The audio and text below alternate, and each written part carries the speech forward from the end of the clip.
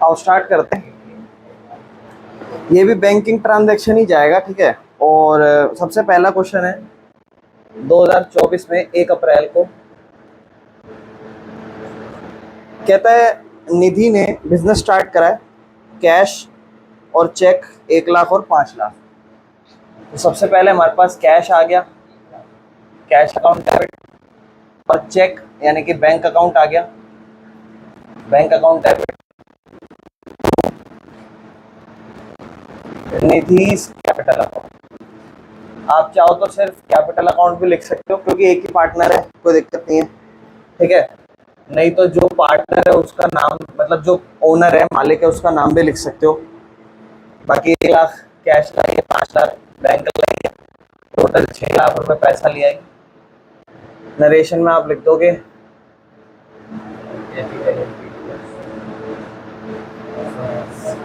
Capital introduce through cash and bank. इसके बाद 1 अप्रैल की एंट्री है, गुड्स खरीद लिए हमने कैश में 25,000 रुपए के। 1 अप्रैल को ये एंट्री हो रही है। गुड्स जब खरीदते हैं तो क्या एंट्री होगी? Purchase account debit to cash account, ठीक है। उसके बाद 25,000 रुपये लिख देंगे और 25,000 रुपये लिख देंगे, और यहाँ लिख देंगे गुड्स परचेज इन कैश। इसके बाद 2 अप्रैल की एंट्री करेंगे। कहता है हमने गुड्स खरीदे हैं 2 लाख रुपए के, जिसमें हम 10% ट्रेड डिस्काउंट दे रहे हैं, और 10% ट्रेड डिस्काउंट ले रहे हैं प्रभात इलेक्ट्रिकल कंपनी से। और इस टर्म पे की पेमेंट अगर हम 10 दिन में दे देंगे तो हमें कैश डिस्काउंट मिल जाएगा 5%, and on payment receive with in next 20 days तो कैश डिस्काउंट हमारा 2% अलाउड हो जाएगा। यानी कि अगर हम 10 दिन में पेमेंट कर देते हैं तो 5% कैश डिस्काउंट ले लेंगे, और अगर हम 20 दिन में पेमेंट करते हैं तो हमें 2% का कैश डिस्काउंट मिलेगा। और कोई इसमें कहानी कहीं नहीं। जैसे ये बात कही हो तो आप देखो प्रभात लिमिटेड है, प्रभात लिमिटेड की कहीं और कोई बात हो रही है तो आप उस पर फोकस करो, और आज क्या डेट है इस पर फोकस करो। क्या डेट है? 2 अप्रैल, 2 अप्रैल है। अब ये कैश डिस्काउंट है, यानी कि जब आप पेमेंट करोगे तब आपको ये डिस्काउंट मिल जाएगा। अच्छा, ऐसा भी हो सकता है ना कि आप 20 दिन के बाद 22वें दिन में पेमेंट करो तो आपको कितना डिस्काउंट मिलेगा? कुछ भी नहीं मिलेगा तब, क्योंकि 10 दिन में और 20 दिन में डिस्काउंट है। अगर 22वें दिन कर रहा हूँ तो कुछ भी नहीं मिलेगा। आज उस हिसाब से क्या मानो कि ये कैश डिस्काउंट 5% भी हो सकता है, 2% भी हो सकता है, और 0% भी हो सकता है। ये तो डिपेंड जब करेगा ना, जब मैं इसकी पेमेंट टाइम के हिसाब से करूंगा। आज क्या मानो? क्या आज मान लो डिस्काउंट है? नहीं, आज नहीं मानो, क्योंकि जब तक आप पेमेंट ही नहीं कर रहे आप कैसे मान सकते हो आपका वो डिस्काउंट है। यानी कि आप सिर्फ आज ट्रेड डिस्काउंट मानो, कैश डिस्काउंट मानो ही मत। और कैश डिस्काउंट क्यों नहीं मान रहे हो, समझ रहे हो ना मैं क्या कहना चाह रहा हूँ? भाई जब पेमेंट ही नहीं करी तो कैसे माने? पेमेंट अगर आज कर देंगे तो आज हिसाब से चल, ठीक है ना। तो गुड्स खरीदे 2 लाख रुपए के, 2 लाख के गुड्स है, और 10% इस पे ट्रेड डिस्काउंट है जो हो जाएगा 20,000, यानी कि 1,80,000 रुपए की कहानी है। 1,80,000 रुपए की, और कुछ कहानी नहीं है। तो अब आप खरीदोगे, एंट्री लिख दोगे,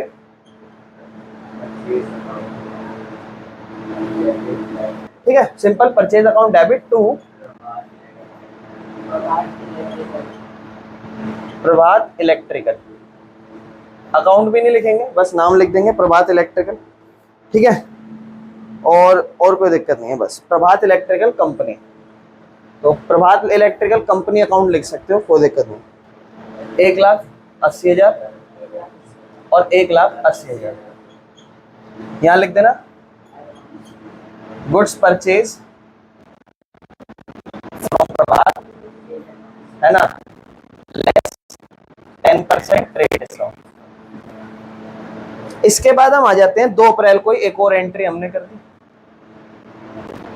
कहता है issue cheque as advance for goods.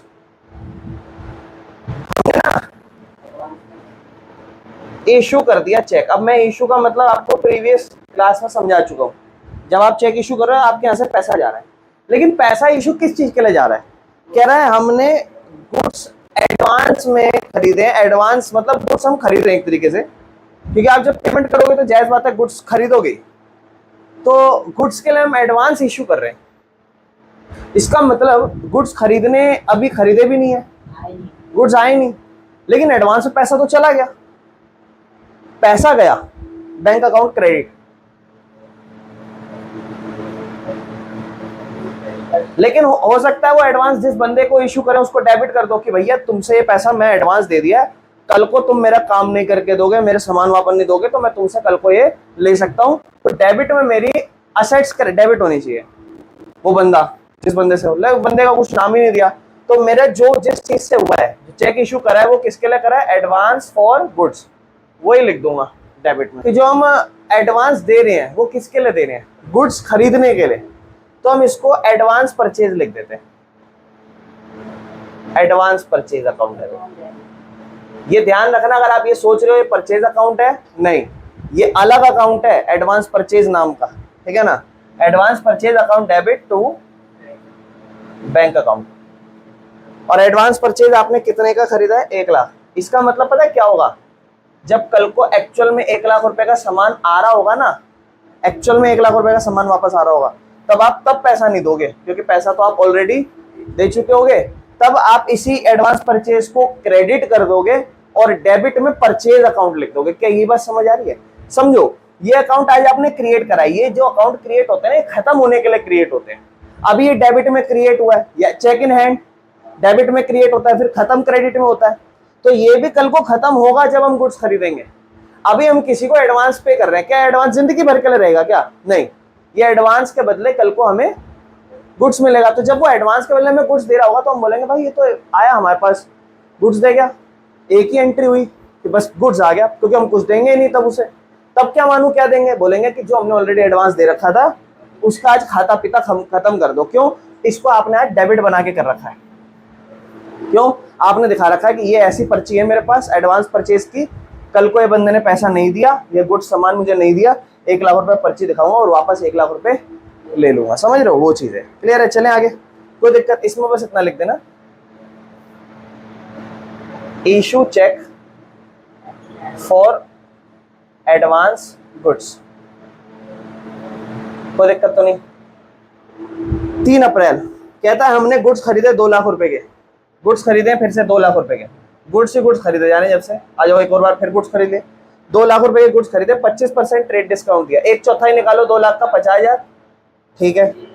और आपसे कहता है कि उसके बाद हमने क्या करा,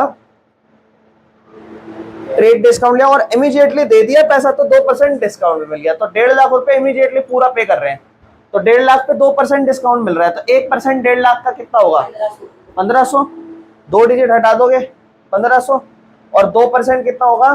3000। 1500 का डबल, यानी कि 1,47,000 रुपए तो हम पे करेंगे, लेकिन खाता कितने का कटेगा? 1.5 लाख का। डिस्काउंट कितने का मिलेगा? 3000 का। अब एंट्री समझो कितनी अप्रैल की? ये एंट्री हमारी 3 अप्रैल के। ध्यान समझो, आप लिखोगे गुड्स परचेज की एंट्री है, तो सबसे पहले आप लिख दोगे परचेज अकाउंट डेबिट। कितने का परचेज कर रहे हो मेरे भाई? 1.5 लाख रुपए का परचेज कर रहे हो, लेकिन पैसा कितना जा रहा है? टू कैश अकाउंट जा रहा है मेरे ख्याल से। तो कहता है पेमेंट हमने बैंक ड्राफ्ट से करी थी और 200 रुपए बैंक ने भी चार्ज करे। मतलब जब हमने गुड्स पेमेंट करी, अब देखो समझना बेटा, अब ये चीज अच्छी हो गई। आओ मेरी बात ध्यान समझो, इधर केस समझो, इधर समझो। इधर 1.5 लाख रुपए गुड्स डेबिट हो जाएंगे, परचेज।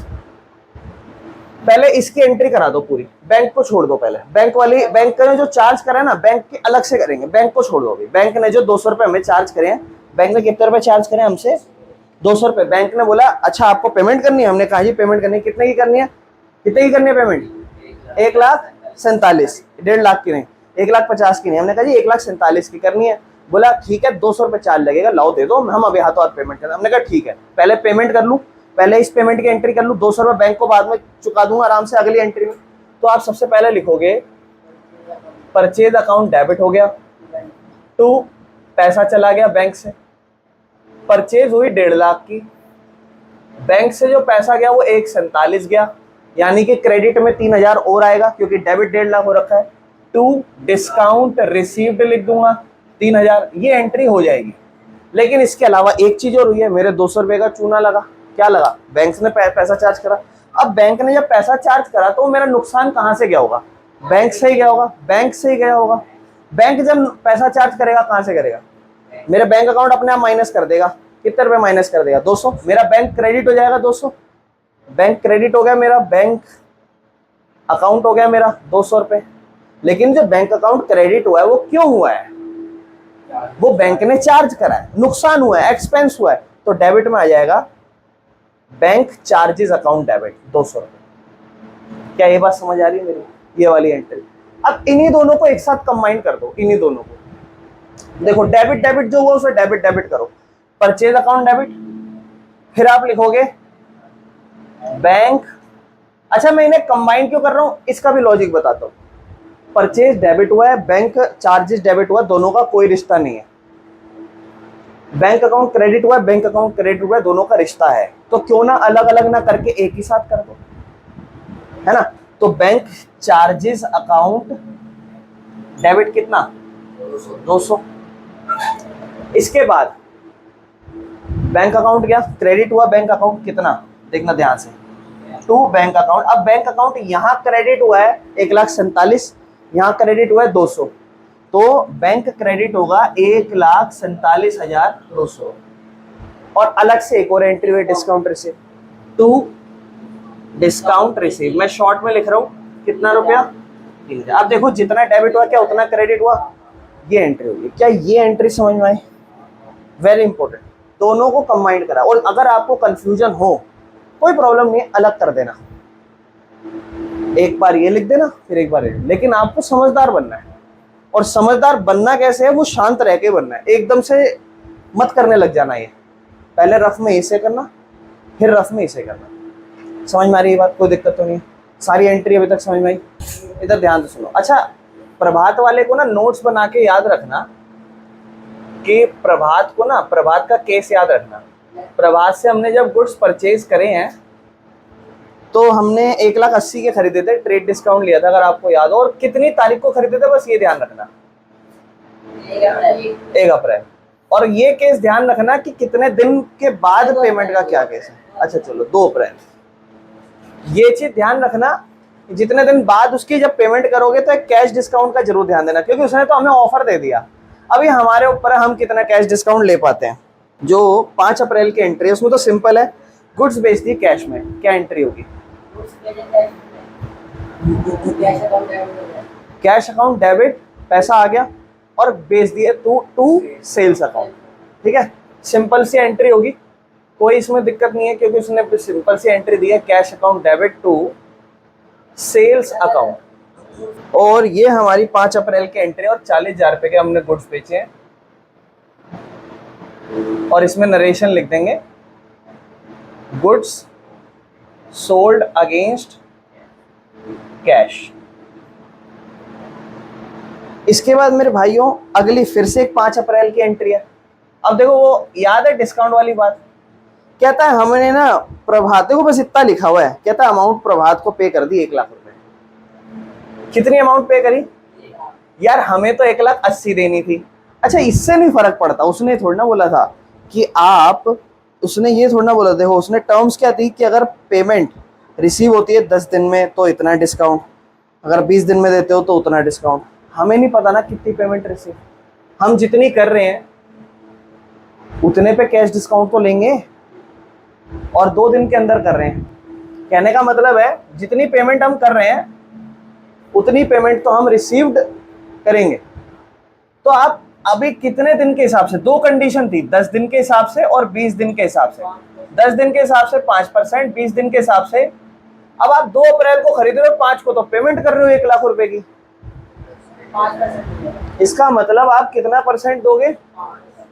5% आप कैश डिस्काउंट लोगे उससे। भाई साहब आपको 1 लाख रुपए तो दे रहे हैं, इस पे तो कैश डिस्काउंट दो। लेकिन आप ना ऊपर एंट्रियां जरूर देख लेना कि क्या आपके पास कैश है देने के लिए। एक बार चेक कर लो कि है आपके पास अभी अभी देखो कैश भी आया है 40,000, और इससे पहले कोई कैश वैश आया? एक बार चेक कर लो। 75 थे हमारे पास, उसके बाद हमने कोई कैश तो नहीं करी, और यहाँ पे कितना 40।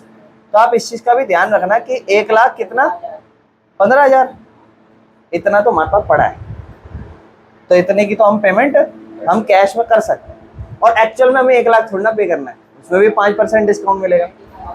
तो 5% कितना कितना हो जाएगा 1 लाख का, बिल्कुल सही 5,000 हो जाएगा, यानी कि 95,000 की पेमेंट कर रहे हैं, तो ये कैश में कर देंगे, क्योंकि यहाँ मेंशन नहीं है बैंक या कैश।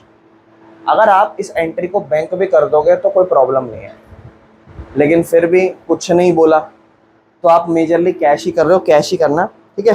तो बिल्कुल पेमेंट कर देते हैं, आ जाओ। Paid amount to Prabhat and company on account.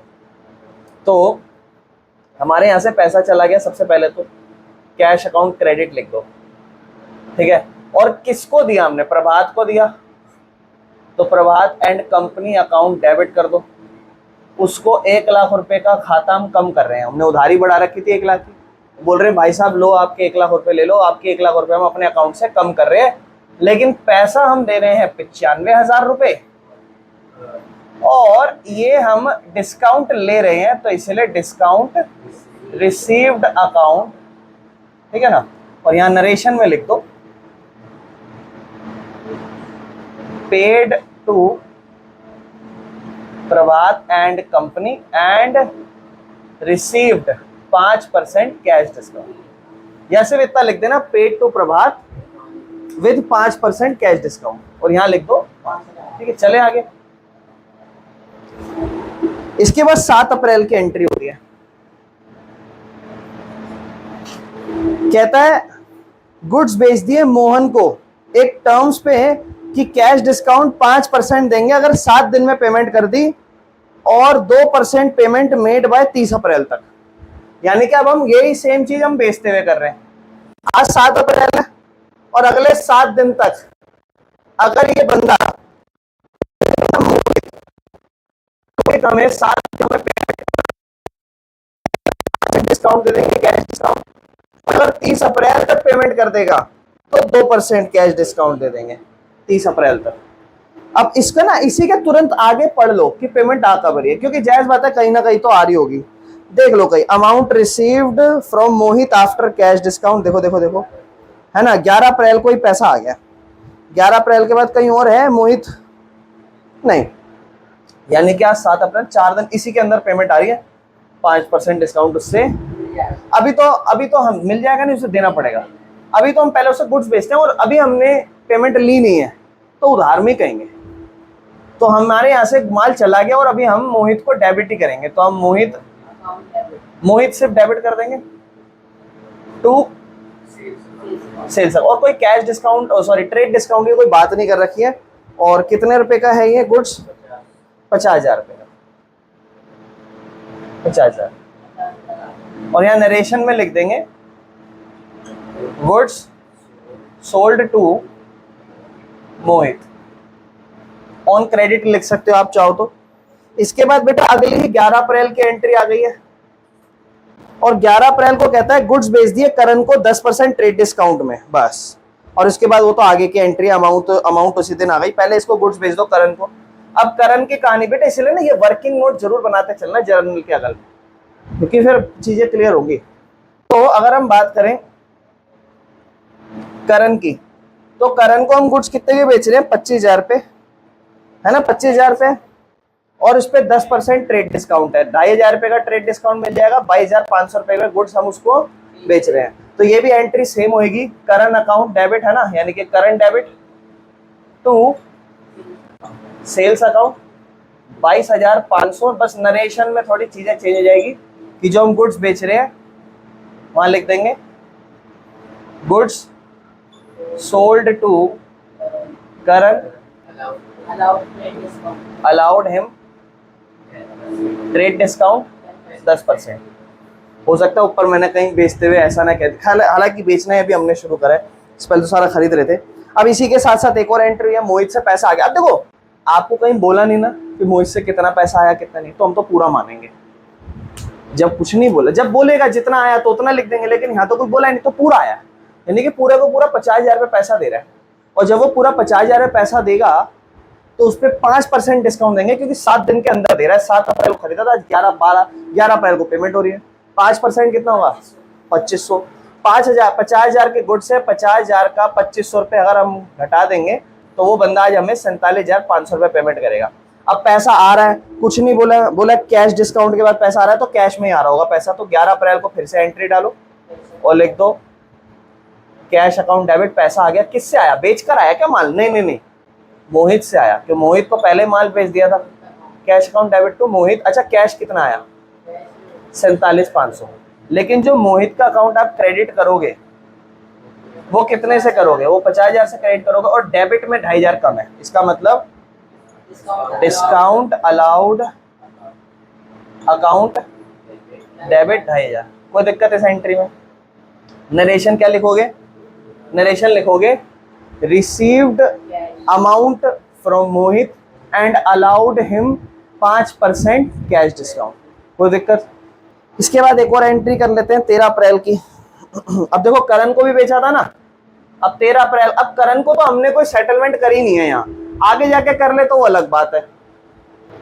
अब क्या हो रहा है यहाँ पे? कहता है चेक आ रहा है करण से पूरे सेटलमेंट में बस 21,500 फुल सेटलमेंट में। अच्छा, करण से लेने कितने थे? ऊपर ही लिखा 22,500, और 21,500 आ रहा है, यानी कि 1,000 उसको भी हमने डिस्काउंट दे दिया। और इसको किस में लिया है? बैंक में लिया है। और एक चीज देखो बेटा, ये चेक में पैसा आ रहा है, और आगे जाके इसकी 2 दिन बाद पता है एंट्री क्या लिख रहा है? कि जो करण का चेक है उसे बैंक में जमा कराना है। यानी कि ये जो चेक आ रहा है ये बैंक नहीं लिखेंगे, डायरेक्ट इसे चेक इन है। इसलिए जब भी पढ़ो ना तो नीचे 2-3 एंट्री आप पढ़ लेना जब भी चेक रिसीव्ड हो, कि कहीं चेक इन हैंड वाली एंट्री ना कर रखी हो। ठीक है, तो एक काम करते हैं यार, इसको ना आगे करेंगे, पहले इसको ही कर लो आप, क्योंकि वो फिर सारी रिलेट होंगी आगे जाके। 13 अप्रैल को मेरे भाइयों ध्यान से सुनना, कहता है चेक रिसीव हुआ करण से फुल सेटलमेंट में 21,500। तो मैंने आपको समझा दिया था 1,000 रुपये का डिस्काउंट है। यहाँ पे लिख देते हैं 13 अप्रैल सबसे पहले। और 13 अप्रैल को हो क्या रहा है? आप चेक रिसीव कर रहे हो, और चेक रिसीव कर रहे हो जिसमें 1,000 रुपये का आप उसे डिस्काउंट दे रहे हो। तो आप पैसा आ रहा है, चेक रिसीव कर रहे हो। अब हमने यही पढ़ा था कि आगे जाके वो चेक हम जमा करा रहे हैं। जो अगली इसी की अगली एंट्री है कि जो चेक हुआ था करण से वो हम आज जमा करा रहे हैं, यानी कि आज वो चेक आप चेक इन हैंड लिख दोगे। हाँ, कि चेक इन हैंड आ गया, मतलब चेक हमारे हाथों में आ गया, cheque in hand account debit. ठीक है ना? कितना रुपया आया चेक? 21,500 का। बिल्कुल सही, टू करण। अगर हम करण एंट्री करेंगे, check in hand account debit to Karan, हम लिख देंगे 22,500, तो हमारा क्रेडिट ज्यादा हो जाएगा। तो हम डिस्काउंट अलाउड अकाउंट डेबिट लिख देंगे 1,000 रुपये। और हम फिर ये कह देंगे कि चेक रिसीव्ड फ्रॉम करण। ठीक है ना? और फिर लिख देना लेस 1,000 रुपये, 1,000 रुपये कम आया, मतलब ऐसा लिख देना। ठीक है? एक और एंट्री रह गई 13 अप्रैल को। 13 अप्रैल को एक और एंट्री, आप ध्यान से सुनो मेरी बात। वो प्रभात वाले का देखो यहीं पे लिखा हुआ है, अभी भी खाता पीता। प्रभात वाले को हमने 1,80,000 रुपये देने थे। 1,80,000 में से 1 लाख तो दे दिए थे, फिर 80 रह गए थे। 1 लाख दिए थे, डिस्काउंट लेके 95 दिए थे, अब 80 रह गया। तो अब आपको पता क्या कह रहा है? कह रहा है प्रभात को बैलेंस अमाउंट पे कर दिया। अब ये हमारे मन में सवाल आ सकता है कि प्रभात को हमने बैलेंस अमाउंट कैश में दिया, 80,000 वाला मामला है, या हमने उसे चेक में दिया, बैंक में दिया। देखो आप एंट्री देख लो, 80,000 रुपये क्या आपके पास देने लायक है? नहीं, कम थे, 15,000 कुछ बचे थे, 15-20,000। इसका मतलब चेक में ही दिया होगा, बैंक में ही दिया होगा। और अभी हमारे पास कुछ बैंक में भी पैसा वैसा आया है अच्छा खासा, तो बैंक को पड़ा हुआ है ऑलरेडी। तो अब हम प्रभात को प्रॉपरली फाइनल डेबिट कर रहे हैं। Prabhat company account debit to final payment उसकी खत्म कर दो टू बैंक अकाउंट। कितना? 80,000 बचा है, 80,000। एक सेकंड रुक जाओ, 13 अप्रैल है, गुड्स कब खरीदे थे? 2 अप्रैल, और शर्त लगी थी 10 दिन की 5% वाली। इसका मतलब 10 दिन वाली है, 2 अप्रैल है, और आज 13 पे, यानी कि 20 दिन के हिसाब से वाला सिस्टम लगेगा। अब 2% कैश डिस्काउंट।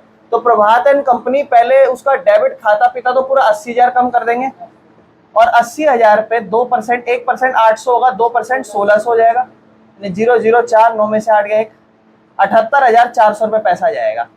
यानी कि हमारे जो बैंक से पैसा जाएगा टू बैंक अकाउंट वो जाएगा 78,000, और हमने कुछ डिस्काउंट ले लिया, डिस्काउंट रिसीव्ड अकाउंट कितना रुपया, 1600, और यहाँ हम एंट्री लिख देंगे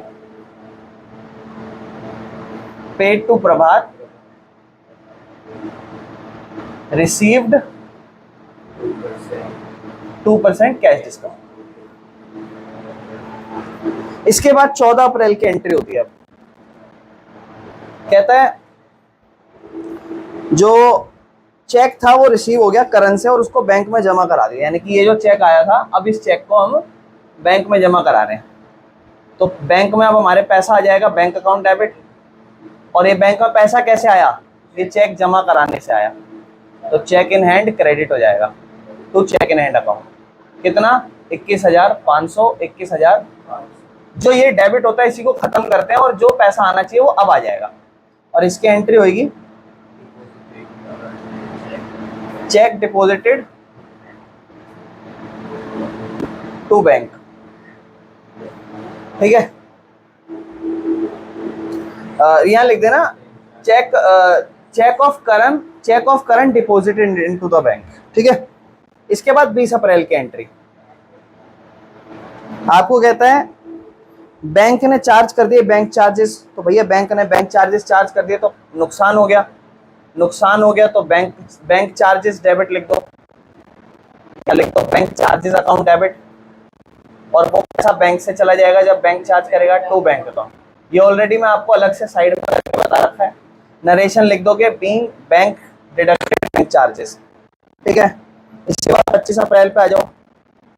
25 अप्रैल को कहता है इंश्योरेंस प्रीमियम पे करा हमने, गुड्स पे इंश्योरेंस कराया था, तो हमारा ये एक तरीके से बेटा नुकसान होता है, ध्यान रखना। हम जब भी इंश्योरेंस मतलब किसी चीज पे इंश्योरेंस कराना है ना, जैसे कि सेफ्टी के लिए, जैसे मान लो हमने गुड्स खरीदा, मुझे डर है चोरी ना हो जाए, इस पे नुकसान ना हो जाए, खो ना जाए, जल ना जाए, खराब ना हो जाए, तो मैं उन गुड्स पे इंश्योरेंस करा रहा हूँ, तो वो मैं पैसा दे रहा हूँ बैंक को नहीं कंपनी को, लेकिन पैसा जनरली LIC या कोई सा भी इंश्योरेंस हो उस केस में बैंक से जाता है, ध्यान रखना। जैसा मान लो बैंक से पैसा जा रहा है टू बैंक अकाउंट, और यहाँ लिख देना insurance premium charges account debit, insurance premium charges account debit. Insurance premium charges हमारे 2,500 रुपए के, और वो कहाँ से गए हैं, बैंक से। यहाँ नरेशन में क्या लिखोगे, बोल देना कि इंश्योरेंस प्रीमियम चार्जेस पेड, ठीक है ना, कितना रुपए, 2,500 रुपए। इसके बाद लास्ट 30 अप्रैल की सैलरी पे कर दी स्टाफ को चेक से, तो पैसा चला गया bank account to bank account, और किस नाम से गया, सैलरी के नाम, salary account debit to bank account. कितना रुपया, 20,000। कोई दिक्कत तो नहीं है, ये हमारी कुछ एंट्री हैं और ये हमारा क्वेश्चन खत्म हो गया। इसके बाद जो नेक्स्ट टॉपिक स्टार्ट होगा ना वो होगा कि गुड्स हमारे चोरी हो जाए, आग लग जाए, या दान में अगर हम गुड्स दे दें तो